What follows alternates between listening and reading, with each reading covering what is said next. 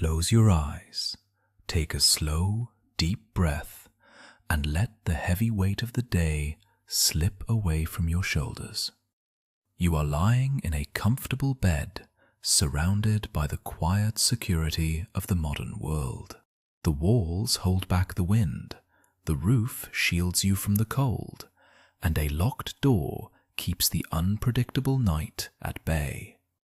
Tonight, you are preparing to do something that every human being has done since the dawn of our species. You are preparing to surrender your consciousness, to paralyze your muscles voluntarily, and to plunge into the mysterious, hallucinatory world of dreams. Modern science, your doctor, and countless articles tell you that you must stay in this vulnerable state for a full 8 hours. They tell you that anything less is a deficit, a danger to your health, a fast track to physical and mental decline. And so you chase those 8 hours. We all do. But what if I told you that this obsession with a long, unbroken block of deep slumber is a remarkably modern invention? What if the ancestors, whose blood flows in your veins, the very architects of your DNA, slept far less than you do, yet survived to conquer the world? Before we travel back in time to the shadows of the ancient savannah, I want to ask you a quick question. As you settle in and listen to my voice, drop a quick comment below. How many hours of sleep does your body naturally crave? Are you a creature of the deep night, staying up late while the world is quiet? Or do you rise naturally with the first light of dawn? Let me know in the comments. It helps our quiet sanctuary grow, and it's fascinating to see how our inner biological clocks differ. Now, let your breathing steady and let us step back. Back beyond the glowing screens, beyond the electric lights, beyond the stone walls of early cities, deep into the heart of the Pleistocene epoch. Imagine a night 2 million years ago. The sun has just dipped below the horizon of the vast African savanna, and the sky is a canvas of fading bruised purples and deep, suffocating blacks. There is no artificial light pollution here. When the sun vanishes, the darkness is absolute, save for the cold, indifferent prick of a million prehistoric stars and the pale, shifting glow of the moon. In this immense shadowed landscape, humanity is not the apex predator. We have no sharp claws, no thick hides, no venom, and our eyes are woefully blind in the dark. We are naked apes, vulnerable and soft. Out there in the tall, rustling grass, giant hyenas roam. Saber-toothed cats with eyes perfectly adapted to the starlight are beginning their nightly hunt. Leopards are silently stalking through the underbrush. For a human being in this world, sleep is not a luxury. It is a terrifying liability. To fall asleep is to become completely defenseless for hours at a time. If we look at our closest living relatives in the animal kingdom, the great apes, chimpanzees, gorillas, and orangutans, we see creatures that sleep a tremendous amount. A chimpanzee might sleep 10, 11, or even 12 hours a day. Macaques can sleep up to 15 hours. Why? Because they sleep safely tucked away in the high branches of trees. They build nests out of leaves and twigs, far above the reach of ground-dwelling predators. Up there, in the swaying canopy, an ape can afford to be unconscious for half the day. But early humans made a radical, dangerous choice. For reasons still debated by evolutionary biologists, our ancestors climbed down from the safety of the trees. We became bipedal. We began to walk across the open plains, and when night fell, we had to sleep on the ground. This single shift, the transition from arboreal sleep to terrestrial sleep, changed the human brain forever. It created a profound evolutionary bottleneck. Those early hominins who slept deeply and heavily for 12 hours on the open ground simply did not wake up. They were eaten. The evolutionary pressure was immense and brutal.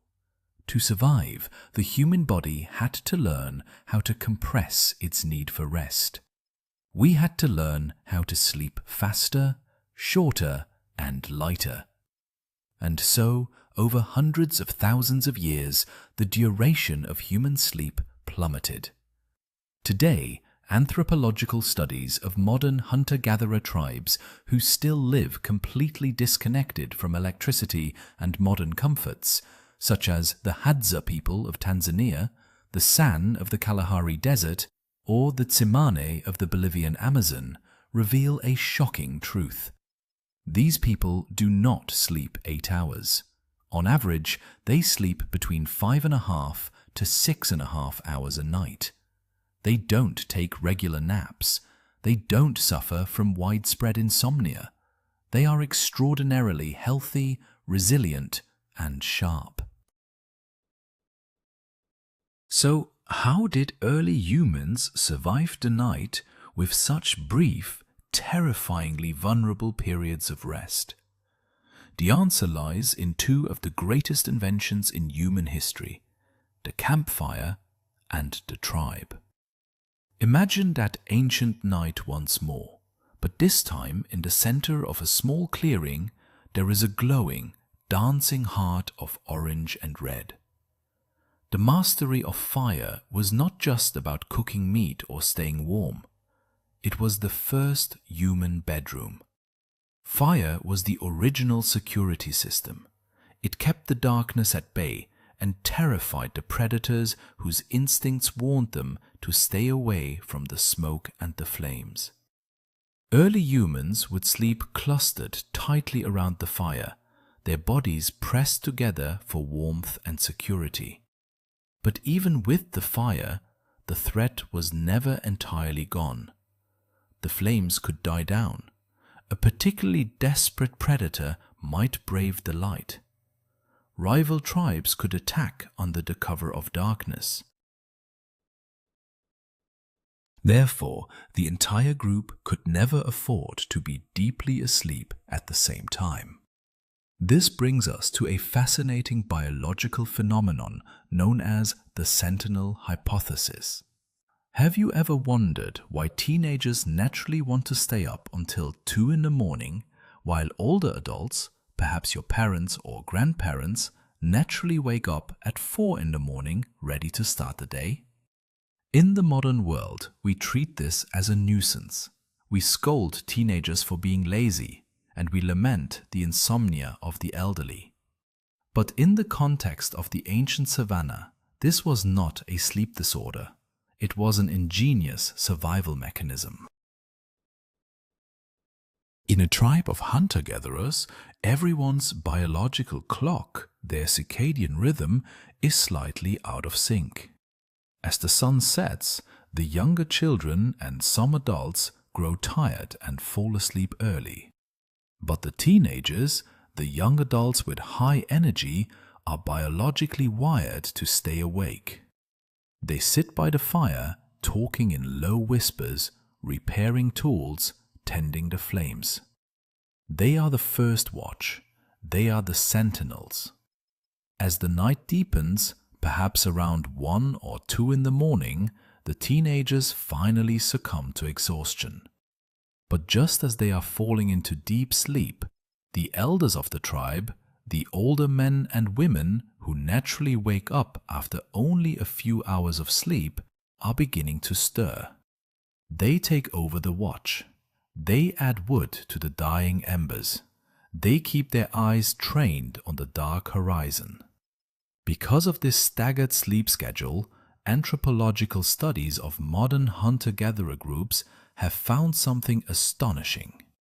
Over a period of hundreds of nights,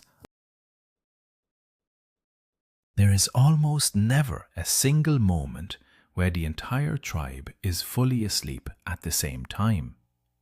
Out of a 12-hour night, the tribe is collectively, completely unconscious for maybe 18 minutes. Someone is always awake. Someone is always listening. Your personal chronotype, whether you are a night owl or an early bird, is not a personal failing or a quirk of your personality. It is an ancient echo of your ancestors' survival strategy. The night owls kept the tribe safe in the first half of the night, and the early birds protected them in the hours before dawn. But sleeping less comes with a physiological cost. The brain still needs to clean out metabolic waste, consolidate memories, and repair the body. If chimpanzees need 10 hours to do this, how did humans manage to do it in 6? The answer is intensity. Human sleep evolved to be incredibly dense and efficient.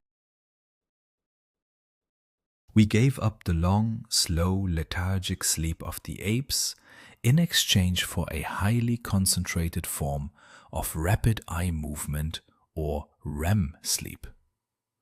REM sleep is the stage of sleep where we dream most vividly. It is a state of intense neurological activity where the brain is firing almost as fast as it does when we are fully awake, processing emotions, untangling complex social situations, and hardwiring our memories. When humans moved to the ground and gathered around the fire, our sleep architecture compressed. We spent less time in light, useless stages of sleep and plunged rapidly into deep, restorative, slow-wave sleep, followed by long, intense bursts of REM sleep. Some evolutionary psychologists argued that this intense, concentrated dreaming actually helped fuel human intelligence. The dreams of early humans were not just random noise. They were virtual reality simulators. In their dreams, ancient hunters could mentally rehearse escaping from a lion, fighting a rival, or exploring a new landscape, all without the physical risk of actually doing it. This intense REM sleep was a crucible for human creativity, language, and emotional intelligence. We traded the safety of the trees for the danger of the ground, but in return, the short, intense sleep we acquired supercharged our brains. It made us human. Yet, this ancient arrangement was profoundly fragile. It relied on a delicate balance with the natural environment.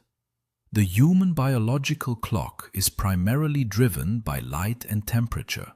For hundreds of thousands of years, as the sun went down, the temperature dropped and the light faded, signaling the pineal gland in the brain to release melatonin, the hormone of darkness. The fire provided light, but it was a dim, red, flickering light that did not disrupt melatonin production. Sleep was intimately tied to the rhythms of the earth. When it was dark, people eventually slept. When the sun rose, warming the skin and bathing the eyes in bright blue light, melatonin was suppressed, cortisol rose, and the tribe woke up, ready to move. There was no such thing as trying to sleep. Sleep was an inevitable biological reflex like breathing or sweating.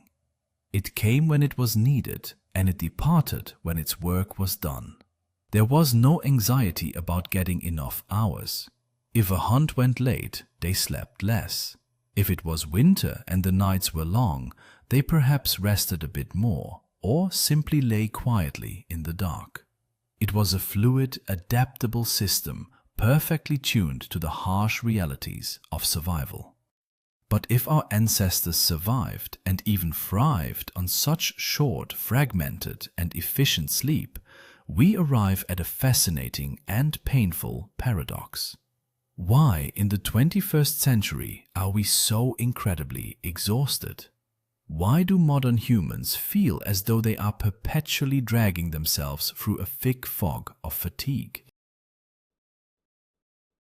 Why do we require strong cups of coffee just to feel functional? And why do our doctors insist that we must forcefully dedicate a third of our entire lives to unconsciousness? If 6 hours was enough for a prehistoric hunter tracking an antelope across the blistering plains for miles, why is 6 hours not enough for an office worker sitting in a climate-controlled room? The answer is a tragedy of our own making. We did not change, but we changed absolutely everything about the world around us. We have violently severed the ancient tethers that once bound our sleep to the natural world, and in doing so, we have introduced new, invisible predators into the night. Predators that don't hunt our bodies, but relentlessly hunt our nervous systems. The transition from the wild, open savanna to the structured world we know today did not happen overnight.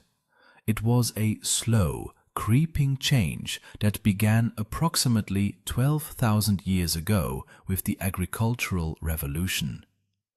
As you lie there, safe in the warmth of your room, imagine the profound psychological shift that occurred when our ancestors decided to stop walking and start planting.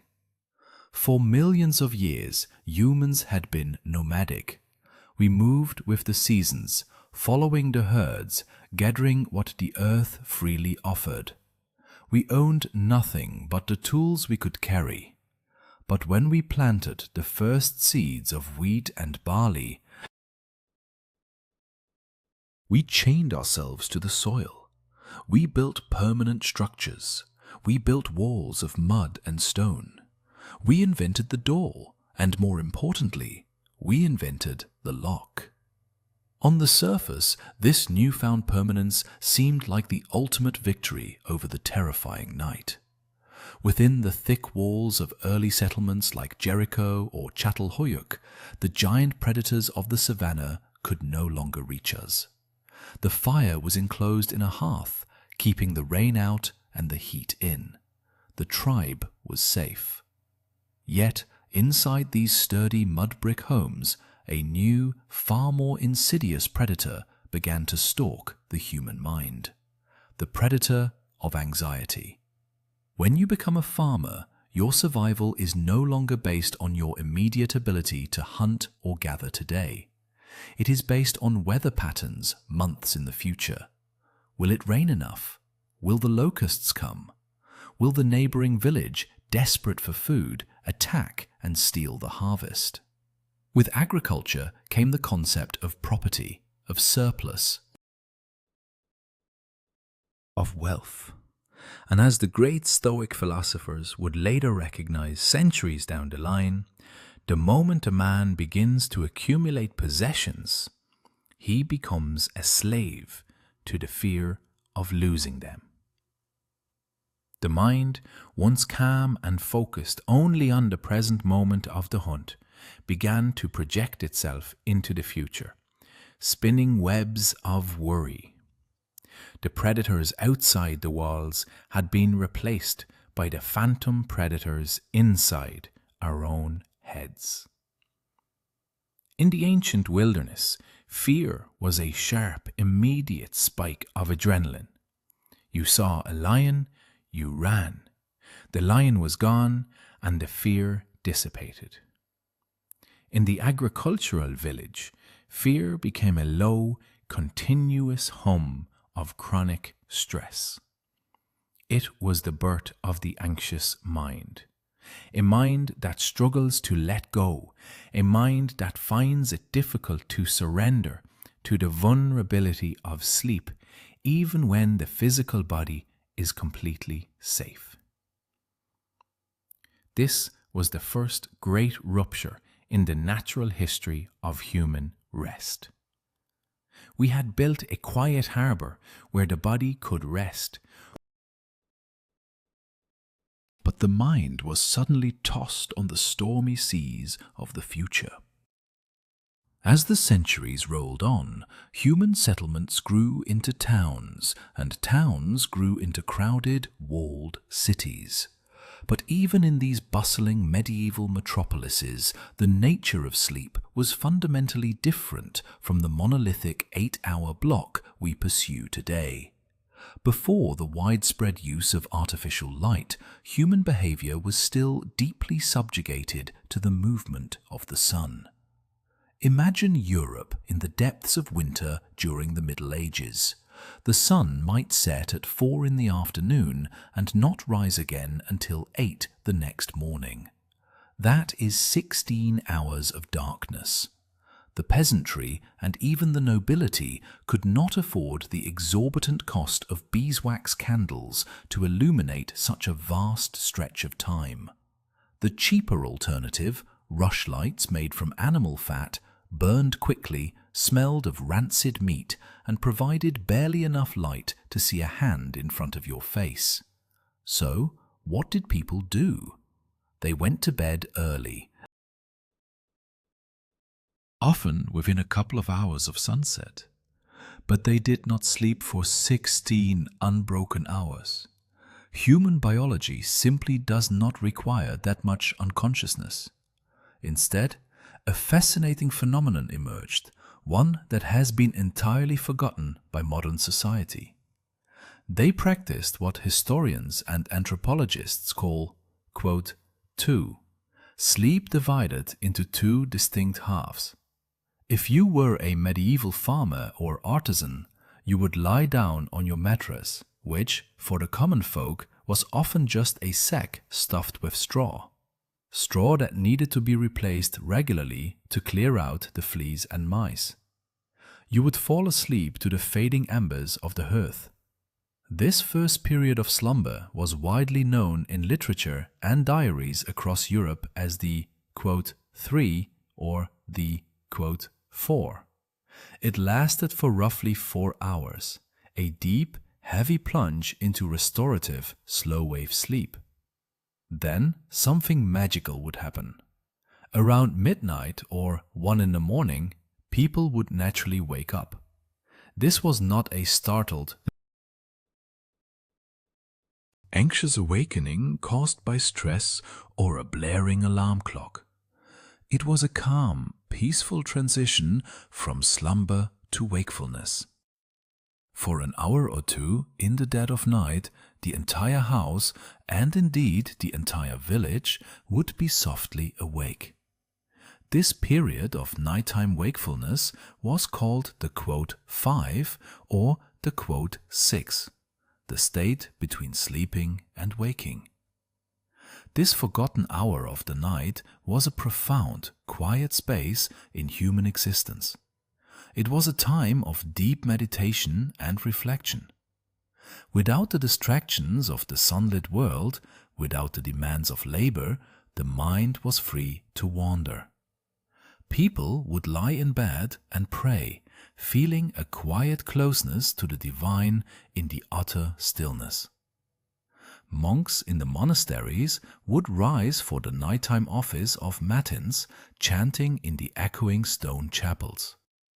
Families might quietly converse in the dark, sharing stories or discussing the events of the day in hushed tones.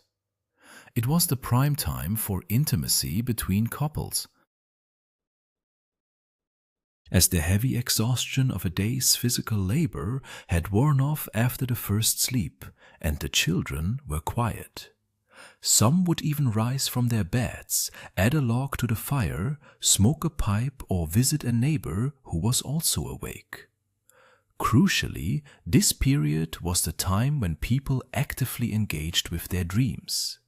Waking up naturally, directly out of a REM sleep cycle, meant that the visions of the night were fresh in the mind. People would lie in the dark, analyzing the surreal landscapes they had just visited, seeking meaning, prophecies, or lessons from the unconscious mind. The boundary between the waking world and the dream world was porous, fluid, and deeply respected. Modern people who wake up at 2 a.m. often panic, staring at the ceiling, calculating how many hours they have left before work, their heart rate spiking with anxiety over their insomnia. But for thousands of years, waking up in the middle of the night was entirely normal, natural, and highly valued.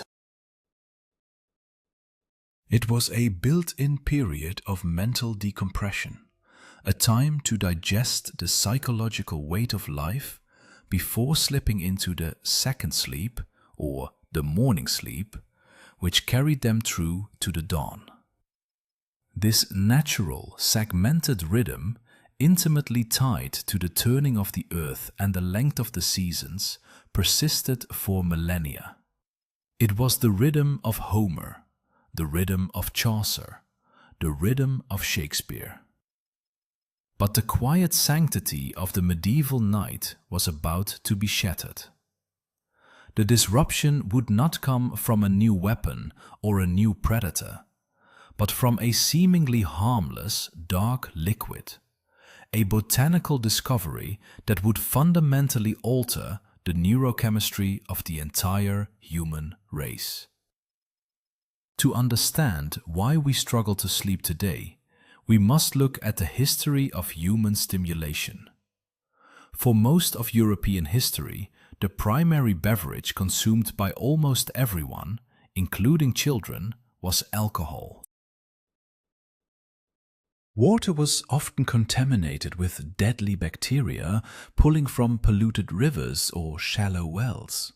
To survive, people drank weak fermented beverages, small beer or watered-down wine.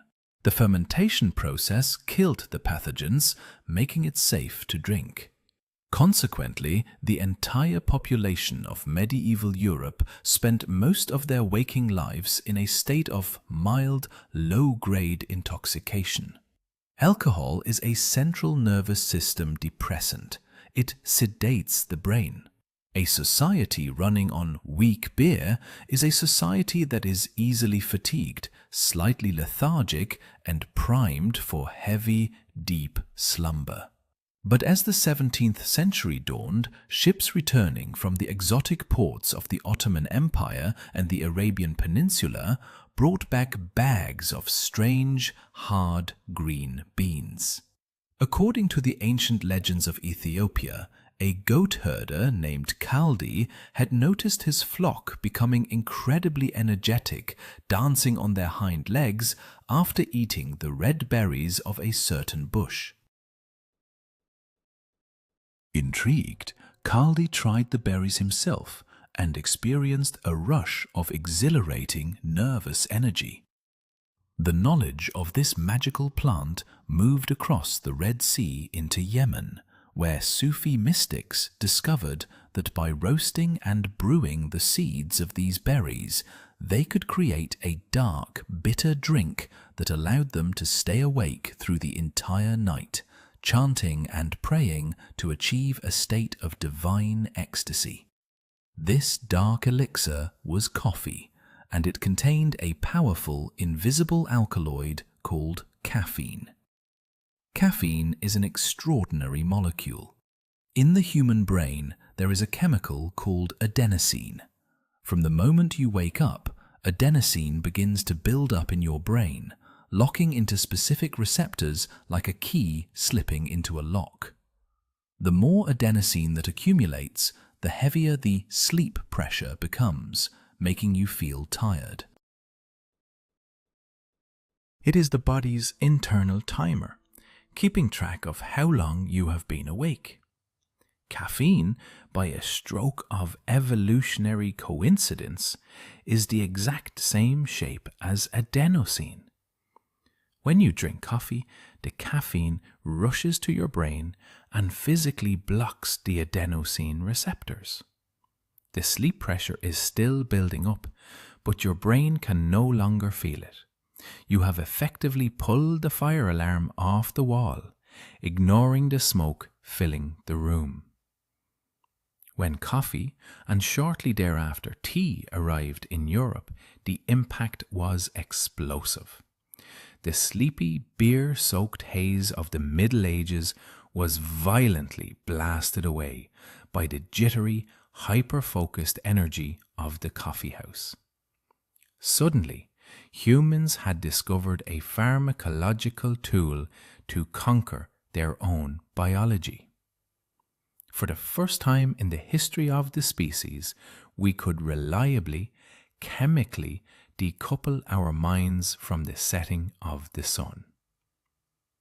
The proliferation of coffee houses in cities like London, Paris,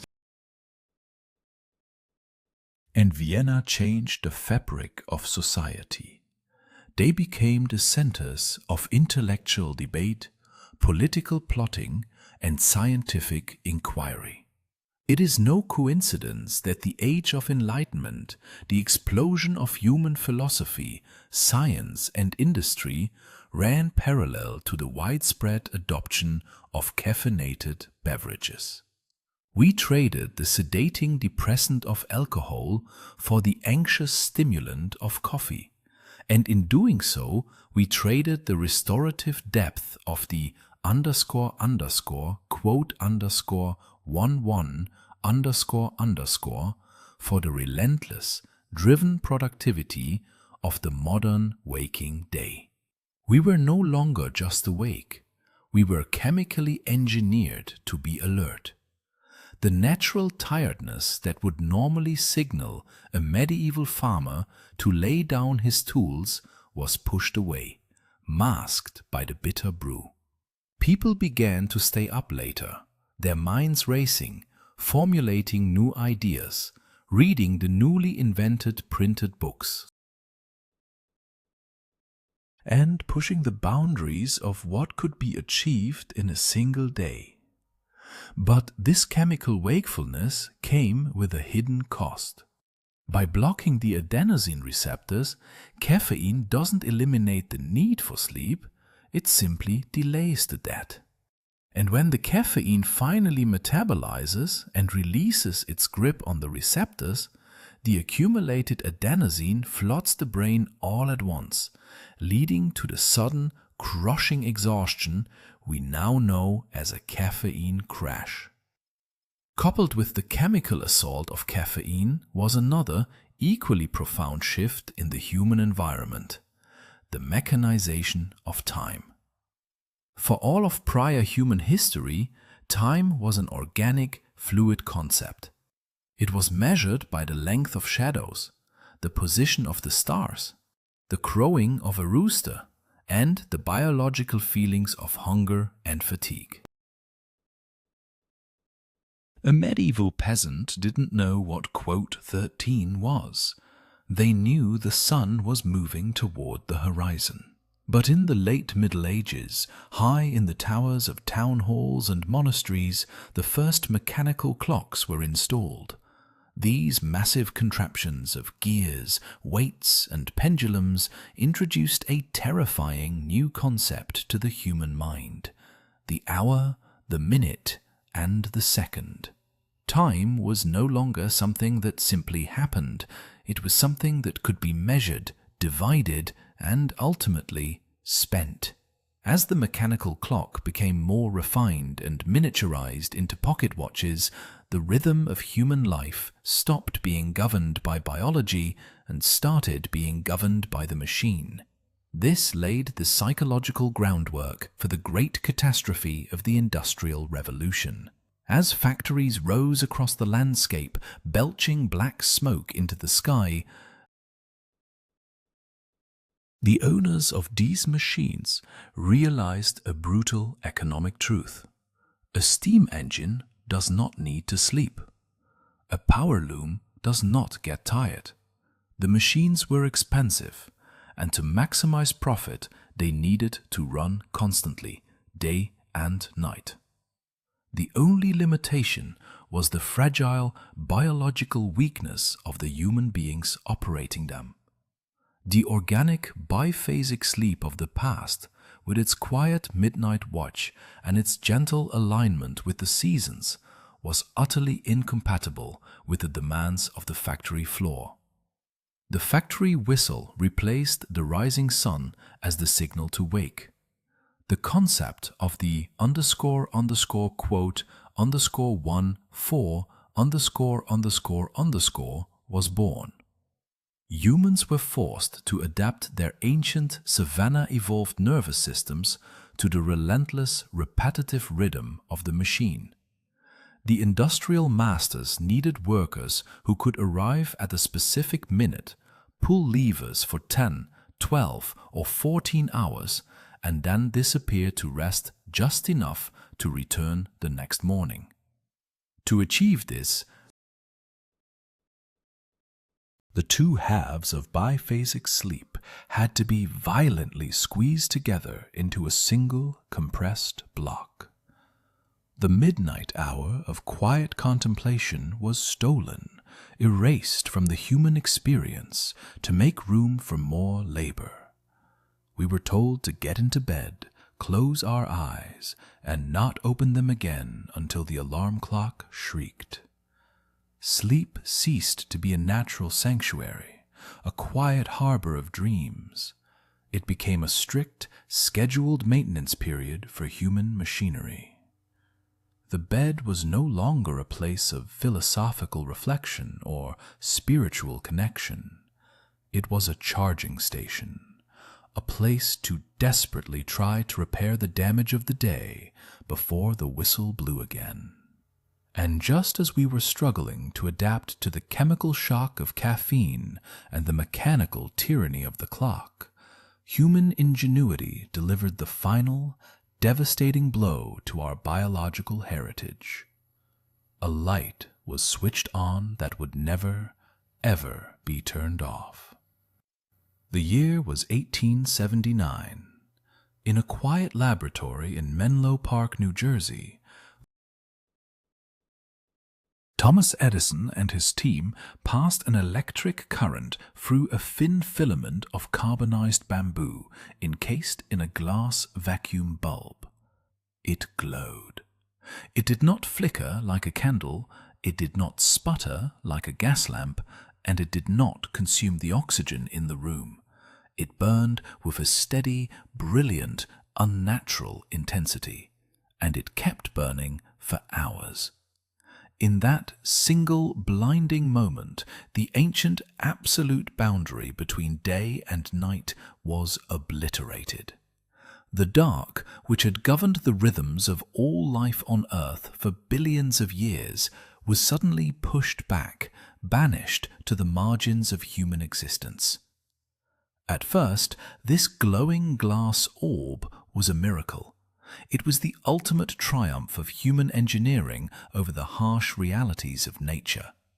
It meant that factories could run unceasingly through the darkest winters, that streets could be safe from the shadows that concealed thieves, and that the boundaries of the waking day could be stretched to the very limits of human endurance. But we did not realize what we were giving up. We did not understand that by illuminating the night, we were short-circuiting the deep, ancient wiring of our own brains. To understand the profound biological catastrophe of artificial light, we must journey deep into the architecture of the human eye. For a very long time, scientists believed that the eye only contained two types of photoreceptors, rods, which help us see shapes and movement in low light, and cones, which allow us to see colors and fine details in bright light. These are the cells that create the images of the world around us. But at the turn of the 21st century, researchers made a startling discovery. Hidden within the retina is a third, incredibly rare type of cell called an intrinsically photosensitive retinal ganglion cell. These cells do not form images. They don't help you read the words on a page or recognize the face of a loved one. Their purpose is far older and more primal. They function as biological light meters. They are deeply, specifically tuned to detect one exact thing: the short wavelength blue light that is scattered by the Earth's atmosphere on a clear, sunny day. When these specialized cells detect the blue light of the sky, they send a neurological electrical signal along a dedicated pathway directly into the center of the brain, bypassing the visual cortex entirely. The signal arrives at a tiny cluster of thousands of neurons situated just above the optic nerve, called the suprachiasmatic nucleus. This microscopic structure is the master clock of the human body. It is the conductor of your biological orchestra. When the suprachiasmatic nucleus receives the signal that blue light is present, it issues a command to the pineal gland, a small pinecone-shaped organ located deep within the brain. The command is simple and absolute. Halt the production of melatonin. Melatonin is often misunderstood as a sleeping pill. It is not. It does not force you to sleep.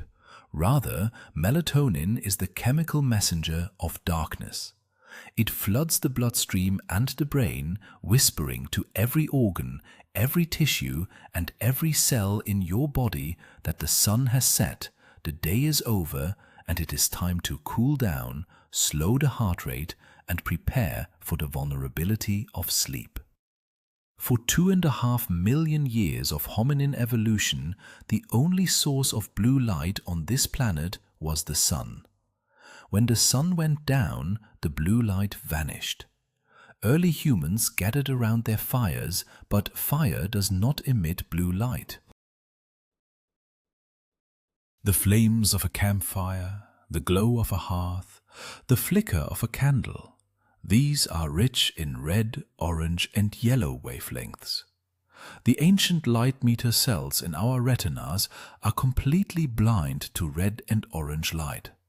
Therefore, our ancestors could sit around a roaring fire for hours, gazing into the flames, telling stories, and their brains would remain blissfully unaware of the light, allowing the dark, heavy tide of melatonin to rise naturally within them.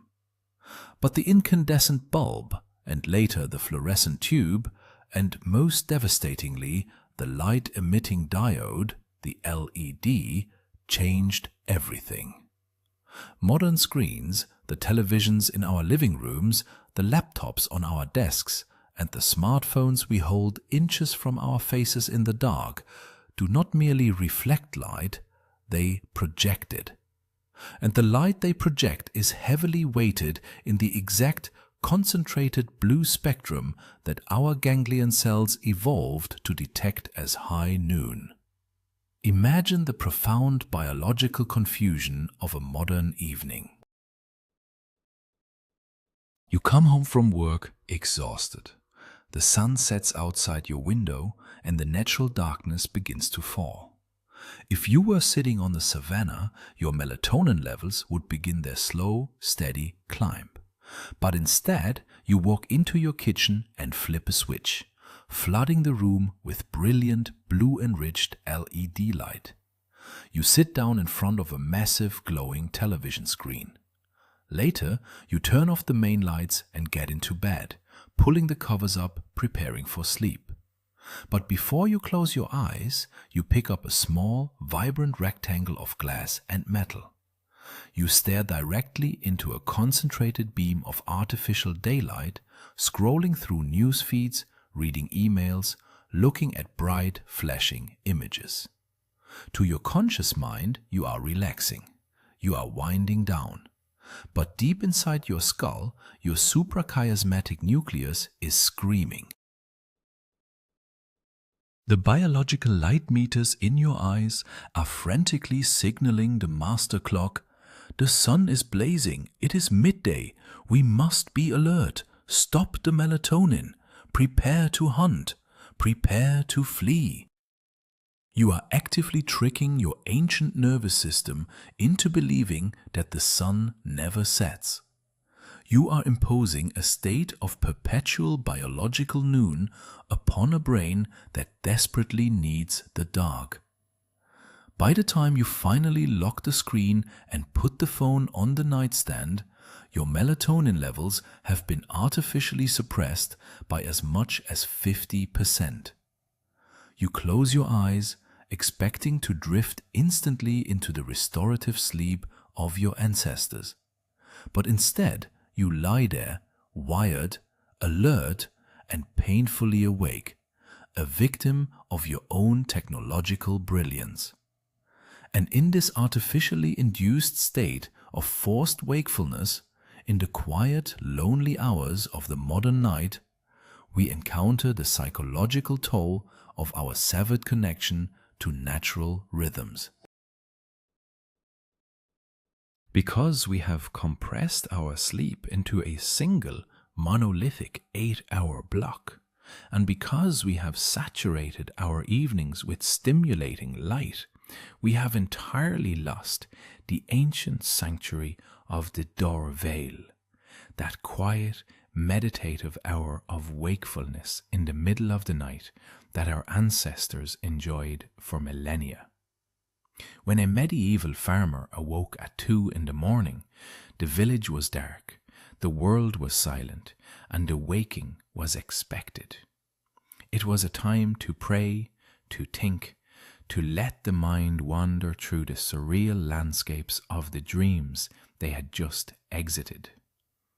It was a pressure valve for the human psyche. The anxieties of the day, the fears of the future, the existential questions of meaning and mortality, these were processed gently in the soft, dark space between the first and second sleep. The great philosophers of antiquity, the Stoics like Marcus Aurelius or Seneca, wrote extensively about the importance of retreating into the mind, of finding a quiet inner citadel where one could observe their own thoughts without judgment or panic. The natural rhythm of biphasic sleep provided a biological theater for this exact kind of deep philosophical processing. But modern humans have eradicated this space. We demand uninterrupted unconsciousness. We view any awakening during the night not as a natural rhythm, but as a terrifying failure of the body. When you wake up at 3 in the morning today, you do not feel a sense of peaceful meditation. You feel a sudden, sharp spike of adrenaline. The room is dark, but your mind immediately races to the glowing red numbers on the alarm clock or the harsh white numbers on the phone screen. 3:15. You begin to calculate. If I fall asleep right now, I can still get 3.5 hours. If I don't fall asleep, I will be exhausted tomorrow. I have a presentation. I have to drive. I cannot be tired. This entirely modern, self-inflicted panic triggers the body's ancient sympathetic nervous system, the fight or flight response. The brain, perceiving a threat, commands the adrenal glands to flood the bloodstream with cortisol and adrenaline. Your heart rate accelerates. Your core body temperature, which needs to be low for sleep, begins to rise. You begin to toss and turn, frustrated, angry at your own brain for refusing to shut down. The bed, which should be a sanctuary of rest, becomes a psychological battlefield. You are lying on a soft mattress in a climate-controlled room, perfectly safe from predators, but internally, your neurochemistry is preparing you to fight a saber-toothed tiger. The anxiety about not sleeping becomes the exact mechanism that prevents you from sleeping. We have pathologized a natural human rhythm, turning the quiet watch of the night into a clinical condition we call insomnia. Unable to find sleep in the dark and unwilling to simply lie awake in peaceful contemplation, modern humanity turned to a different kind of magic. If we could not summon sleep naturally, we would force it chemically. The history of human attempts to drug ourselves into unconsciousness is a dark, fascinating journey through the annals of pharmacology and human desperation. For thousands of years, our ancestors relied on the gentle botanical sedatives of the earth. The ancient Egyptians brewed teas of blue lotus and chamomile. Greek physicians prescribed preparations of valerian root, a pungent, foul-smelling herb that mildly depresses the central nervous system. And of course, there was the poppy. The milky sap of the opium poppy was used throughout antiquity to numb pain and induce a heavy, dreamless stupor. But these natural remedies were often mild, unpredictable, or, in the case of opium, highly addictive and dangerous. As the Industrial Revolution demanded more rigorous control over human biology, science sought a more reliable, mechanical off-switch for the brain. In the mid-19th century, a German chemist synthesized a compound called chloral hydrate. It was the first purely synthetic sleeping potion, and it quickly became wildly popular among the nervous, stressed populations of rapidly industrializing cities. It was incredibly potent, plunging the user into a sudden, deep sleep. But it was also toxic, leaving the user feeling poisoned and lethargic the next day. The quest for the perfect chemical off-switch continued into the 20th century, leading to the development of barbiturates. These were powerful, heavy molecules that acted as profound central nervous system depressants. Drugs like phenobarbital and secobarbital swept across the modern world. They were prescribed to housewives, businessmen, and soldiers, promising a guaranteed, unbreakable 8 hours of oblivion. But barbiturates were blunt instruments. They did not gently coax the brain into the complex, beautiful architecture of natural sleep. Instead, they acted more like a chemical hammer, shutting down electrical activity across the entire cerebral cortex. Taking a high dose of a barbiturate was not falling asleep. It was entering a state of mild, reversible coma. Furthermore, the margin of safety with barbiturates was perilously thin. The dose required to induce sleep was dangerously close to the dose required to suppress the respiratory system entirely. Throughout the mid-20th century, accidental overdoses and intentional poisonings involving barbiturates claimed the lives of thousands, including celebrities who are trapped in the brutal cycle of taking stimulants to perform during the day and heavy sedatives to shut down at night. Recognizing the immense danger of barbiturates, the pharmaceutical industry pushed forward, seeking a safer alternative. In the 1960s, a new class of drugs was introduced to the world, the benzodiazepines. Drugs like Valium and later Xanax and Klonopin. These medications worked by enhancing the effect of a specific neurotransmitter in the brain called GABA. GABA is the primary inhibitory neurotransmitter. Its job is to turn the volume down on brain activity, to quiet the electrical firing of neurons. Benzodiazepines amplified this quieting effect, reducing anxiety and promoting sleep with a much lower risk of fatal overdose than their predecessors.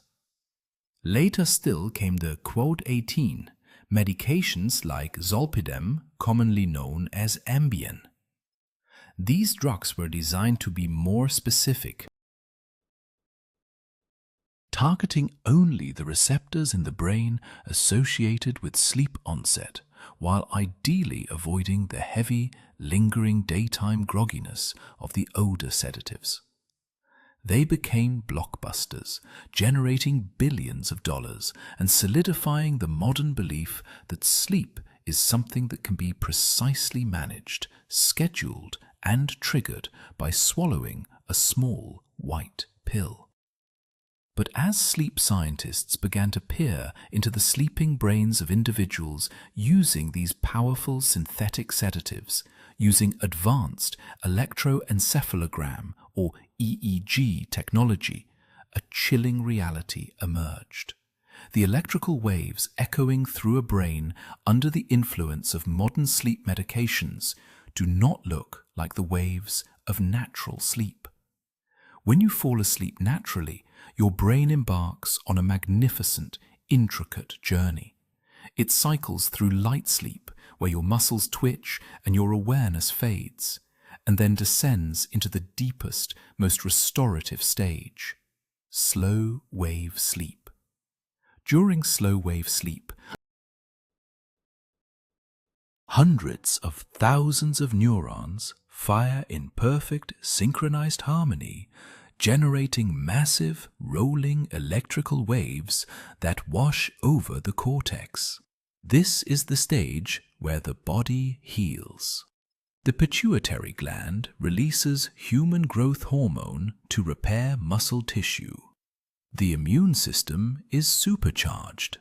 The brain literally shrinks in size, allowing a clear fluid called cerebrospinal fluid to rush in and wash away the toxic metabolic byproducts that have accumulated throughout the waking day, including the sticky amyloid beta plaques associated with Alzheimer's disease. Following this deep physical repair, the brain violently shifts gears, entering rapid eye movement or REM sleep. This is the theater of dreams. The brain becomes incredibly active, almost as active as when you are awake, but your body is completely paralyzed to prevent you from acting out your visions. During REM sleep, the brain is performing critical emotional therapy. It is taking the raw, stressful, emotional experiences of the day and stripping away the visceral pain, integrating the memories into your long-term storage without the sharp edges of trauma.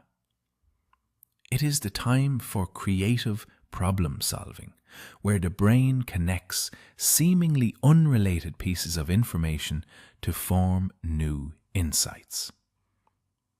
But when you take a sleeping pill, this delicate, vital architecture is severely compromised.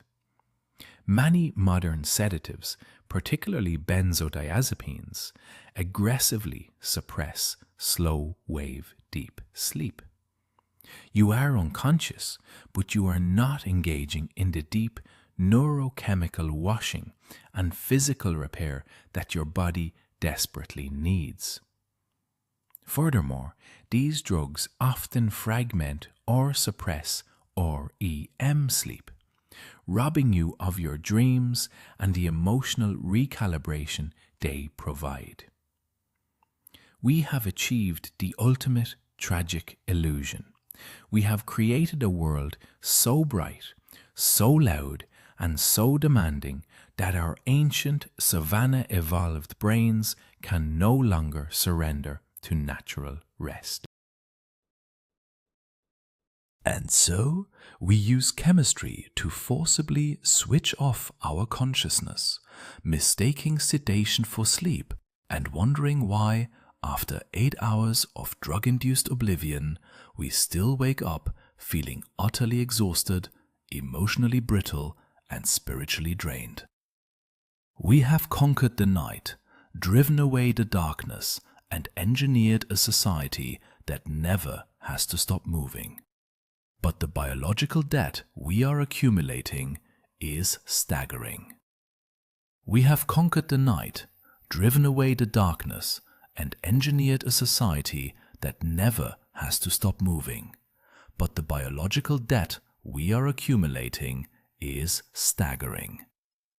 And this brings us to the ultimate pressing question of our modern age. If our resilient, savanna-dwelling ancestors could survive, hunt, and evolve into the masters of the planet on mere fragments of sleep, why do we, resting in supreme physical comfort, unequivocally need more? Why does the modern physician beg us to find 8 continuous hours of unconsciousness? The answer lies in the profound, invisible difference between the exhaustion of the body and the exhaustion of the mind. The life of an early human was undeniably brutal and physically demanding. They walked for miles, sprinted after prey, carried heavy loads, and endured the biting cold and the searing heat. By the time the sun set, their muscles burned with lactic acid and their physical energy stores were depleted. But their cognitive landscape, while sharp and alert to immediate physical danger, was remarkably uncluttered. A hunter-gatherer might interact with the same tribe of 50 to 100 people for their entire life. The information they processed was vital, localized, and finite. The tracks of an animal in the mud, the changing scent of the wind, the ripening of a specific berry, the subtle social dynamics around the campfire. Their brains were highly tuned, but they were not constantly, relentlessly flooded with novel, irrelevant, and abstract data. Therefore, the metabolic waste produced by their brains, while significant, was manageable within a short, highly concentrated window of deep sleep. Now consider the burden we place upon the modern human brain. From the moment you wake up to the moment you finally force your eyes closed, you are subjected to an unrelenting tsunami of information that your evolutionary hardware was never designed to handle. You commute through dense, high-speed traffic, requiring thousands of micro-decisions and split-second spatial calculations just to stay alive. You sit in an office bathed in artificial daylight, staring at glowing screens that bombard you with complex, abstract problems. You manage finances, a concept entirely alien to the hominin brain. You navigate the labyrinthine social politics of modern workplaces and extended digital networks. And most exhaustingly, you carry in your pocket a device that gives you instantaneous access to the collective joy, suffering, outrage, and tragedy of 8 billion other human beings. In a single day of scrolling through news feeds and social media, you process more novel faces, more terrifying global threats, and more complex social information than an ancient human would have encountered in an entire lifetime. This state of constant, high-frequency cognitive firing is metabolically expensive. As your neurons rapidly exchange electrical signals and chemical neurotransmitters to process this endless stream of data, they leave behind massive amounts of microscopic toxic byproducts. The most notorious of these is a sticky protein called amyloid beta. Throughout the waking day, as you think, worry, calculate, and scroll, amyloid beta builds up in the spaces between your brain cells like a dense, suffocating fog. In the ancient savannah, 6 hours of sleep was enough time for the brain's waste clearance mechanism, the glymphatic system, to wash away the day's debris. But the sheer volume of cognitive trash generated by the hyper-stimulated modern lifestyle demands more time. We need 8 hours, sometimes 9, not because our bodies are weaker, but because our minds are suffocating under the weight of an artificially complex reality. We are demanding that our brains process the universe, and then we are starving them of the precise mechanism required to heal from that monumental effort. When we continually shortchange our sleep in the modern world, the consequences are not merely physical fatigue. They are deeply psychological and existential. The prefrontal cortex, the area of the brain responsible for rational thought, impulse control, and complex decision-making, is the most vulnerable to sleep deprivation. When you are tired, the neural pathways connecting the prefrontal cortex to the amygdala, the ancient emotional, fear-driven center of the brain, are severed. Without the rational moderation of the prefrontal cortex, the amygdala runs wild. This is why a lack of sleep in the modern world so quickly devolves into a crisis of mental health. We become emotionally brittle. Minor inconveniences feel like insurmountable tragedies. We lose our capacity for empathy as the exhausted brain simply does not have the energy to model the complex emotional states of others. We become paranoid, anxious, and deeply reactive. A society that does not sleep is a society that is always on the verge of a collective nervous breakdown, operating purely on fight-or-flight instincts while attempting to navigate an interconnected, nuclear-armed, globally digitized world.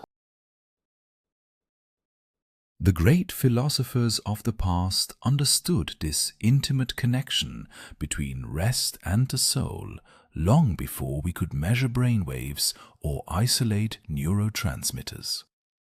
The Stoic emperor Marcus Aurelius, writing his private meditations by the flickering light of an oil lamp in a Roman military tent, recognized the vital necessity of retreating from the chaos of the world. He wrote of finding the inner citadel, a quiet fortress of the mind where the demands of the empire could not reach him. In a world that demands constant outward attention, sleep is the ultimate retreat into that inner citadel. It is the only time we are entirely free from the expectations of others, free from the relentless drive of the economy, and free from the terrifying responsibility of conscious choice.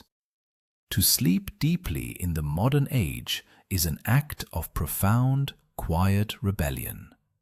It is a refusal to participate in the illusion that our worth is measured solely by our constant, unbroken productivity.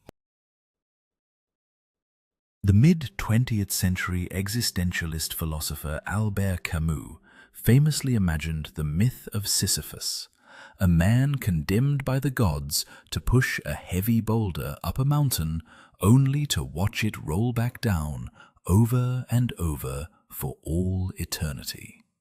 Camus argued that the modern worker is Sisyphus, performing repetitive, often meaningless tasks day after day. But Camus also believed that we must imagine Sisyphus happy, finding meaning in the sheer endurance of the struggle. Yet, even Sisyphus must rest at the bottom of the mountain before he puts his shoulder back to the stone. When we sacrifice our sleep to the altar of productivity, when we stay up late answering emails or staring into the blue light of our screens to distract ourselves from the void, we are refusing to let the boulder roll to a stop. We are keeping our shoulders against the cold stone, grinding our bones to dust, denying ourselves the brief, sweet oblivion that gives us the strength to face the absurdity of the waking world the next morning. So, how do we find our way back? How do we reclaim the dark, quiet sanctuary of the night in a world that is addicted to the light? We cannot return to the Pleistocene savanna. We cannot uninvent the electric bulb or dismantle the global digital infrastructure. But we can consciously, intentionally recreate the biological cues that our ancient brains still desperately crave. We can build a bridge between the modern world and our evolutionary heritage. It begins with an act of letting go. As the evening approaches, we must recognize that the work of the day is done. The boulder has rolled to the bottom of the mountain, and it can stay there until dawn. We must become the masters of our own light environment. In the hours before bed, dim the harsh overhead lights in your home. Turn off the brilliant LED bulbs and switch to warm, dim, amber-colored lamps that mimic the glow of the ancient campfires our ancestors gathered around. This simple act sends a profound, reassuring signal to the ancient light meter cells in your eyes, giving the suprachiasmatic nucleus permission to open the floodgates of melatonin. We must also learn to embrace the quiet rather than fearing it. When the screens are turned off and the house is silent, the anxieties of the day will naturally rise to the surface. This is the moment when modern humans panic and reach for a distraction. But instead, allow those thoughts to come. Sit in the dim light and let your mind wander, recreating a fragment of the ancient Dorvey. Process your fears, acknowledge your stresses, and then gently set them aside. Realize that you are safe. The doors are locked, the elements are at bay, and there are no predators waiting in the shadows of your room. As you finally lie down, understand that you are participating in an ancient sacred ritual. You are closing your eyes just as the hunter-gatherers did on the open plains, just as the medieval farmers did beneath their thatched roofs. You are surrendering your conscious control, trusting that your body, forged over millions of years of evolution, knows exactly what to do. You do not need to force sleep. You only need to invite the darkness, lower your defenses, and allow the heavy, slow waves of restoration to wash over your weary mind. Let your breathing slow. Let the tension melt from your jaw, your neck, and your shoulders. The world will keep turning without your active participation.